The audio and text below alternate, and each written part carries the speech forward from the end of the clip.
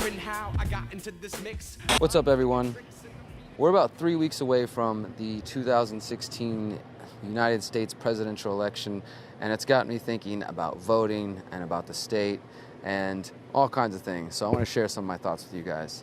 First off, I really want to illustrate the fact that states, the concept, the idea of this institution that runs governments and controls masses of people in a geographical landmass, this idea that a group of men and women and individuals, elite groups of people, maintain monopoly on the law and on force and taxation and a number of other things. That very idea itself is a cult. It is, a religion. Larkin Rose said it best with his book, The Most Dangerous Superstition, talking about statism. And I think it's important to recognize that just like any cult or any religion, the state, they have their holy places, their holy rituals, and their sacraments, like the Pledge of Allegiance, the anthem, all these different things that we're expected to stand up and to sing proudly and to hold your hand over your heart and to show respect, and the military, all these various institutions. The cult of America, one of the biggest rituals is voting. Voting is another area where the Americans, and I don't think it's just in America, but most people around the world were taught in these places that are, supposedly democracies or constitutional republics or whatever you want to believe, that these places are more free, and because of our freedom and our privilege, we should vote because that's what every good free person does.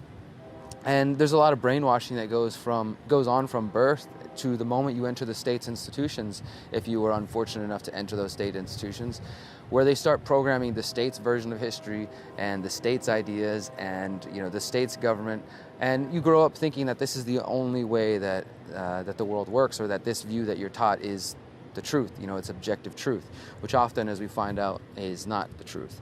So this brainwashing goes on, and it continues to push this myth that voting itself is an act of empowerment, that this is something we should be proud of. Now, when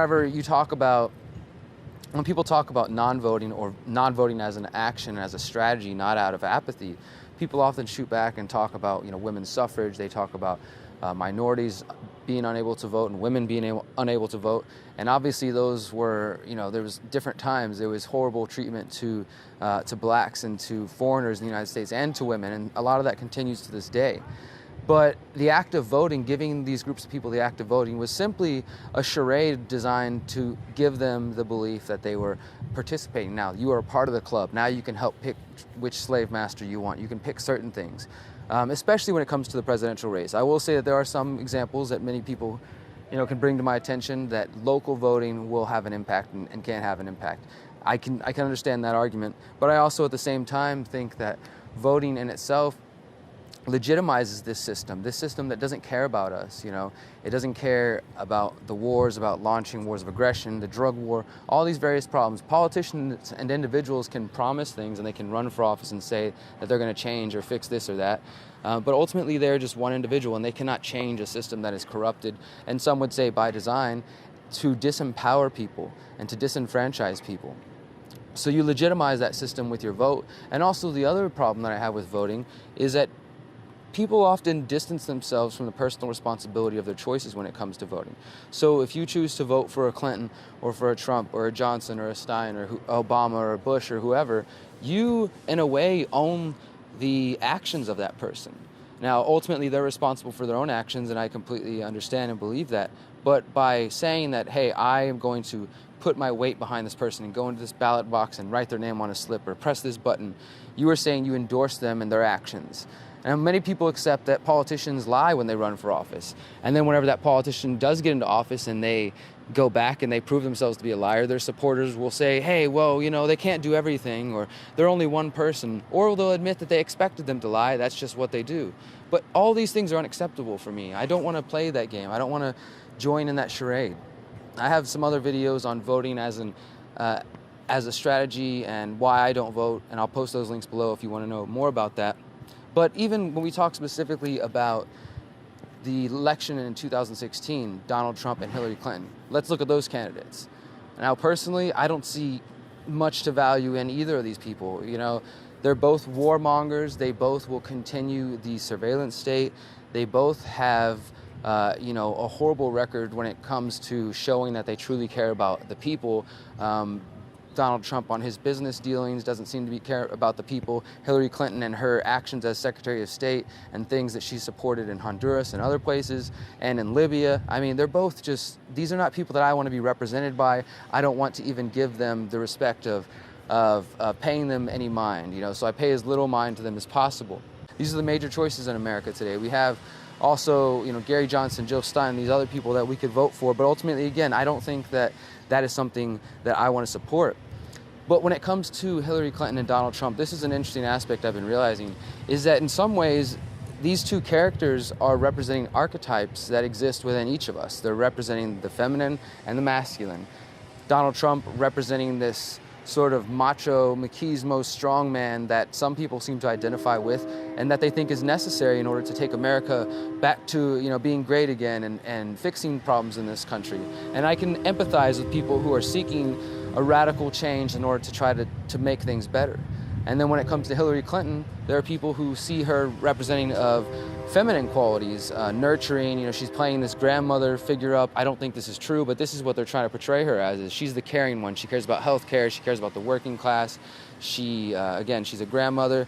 Now, obviously, anyone can display feminine and masculine traits, but ultimately I think that there's this dichotomy that we're seeing, and it's a dichotomy that is within each of us. We each have certain traits of feminine and masculine, and maybe somewhere in between there at different times and different situations. But these two archetypes of the feminine and masculine are being used as a way to physically, politically, and I think on a spiritual level, divide us and cause division within ourselves. So there's this pulling apart of feminine going this extreme way and masculine going this way. And that doesn't mean all women support Hillary or all men support Trump. I just mean those qualities. So maybe you identify more with some of those qualities that you see in Hillary, so you go that way, and some go this way to Trump. But ultimately, we're being pulled apart. And in that vacuum, that space there, that's where the state thrives. That's where the state is corrupting our being and trying to disempower us and make us believe that voting is the only way, or that this system is the only way to create change.